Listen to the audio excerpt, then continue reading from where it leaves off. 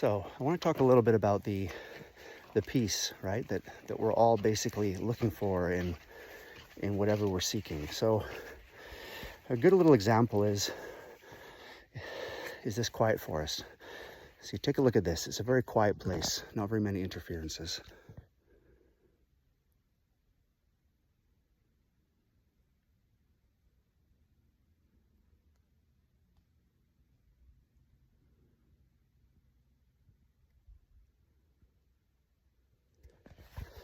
So the beauty of a quiet environment is it takes away a lot of the distractions that take your attention.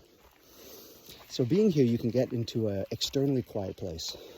It's quite nice. That's why people often are attracted to nature, right? Different forms of nature, but like a forest I find is very quiet.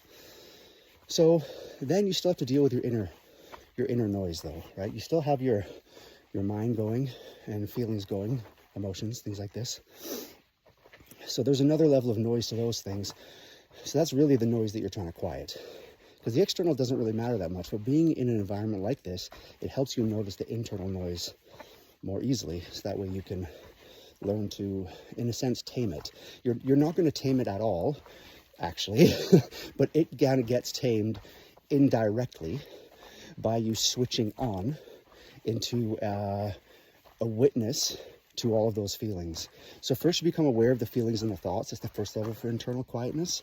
And then you become aware of being aware of those thoughts and those feelings. And that's like having an engine running in the background.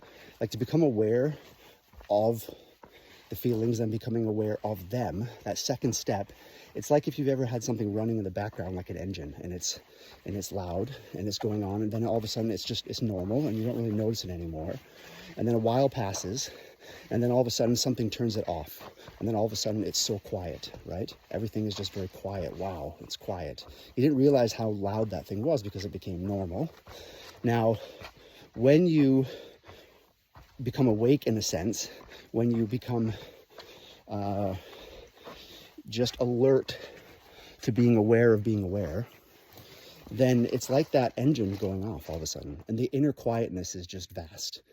And then the external doesn't really matter actually that much. You can feel the quietness no matter where you are. But of course, being in nature, in an environment like this is a delicious place to be because it's just so beautifully subtle. But being in a city full of actual noise, external noise, is still not a problem if you're quiet inside. That's the peace that you're looking for. That is what allows things to go through your situation, through your system, kind of in a sense flawlessly. You don't touch them because you're not lodged onto that system thinking that you are that system. And you sort of have stepped back into being aware of the witness in a sense, the witness becoming aware of itself. And then that's the peace that you're looking for, because that's what you are. That's not to get cheesy or something about it, but if you think about it, it becomes a question of what are you, right? It is an identity problem. We have become identified with that inner noise, right? And that's not what we are. We are actually inner quiet. So it's very simple.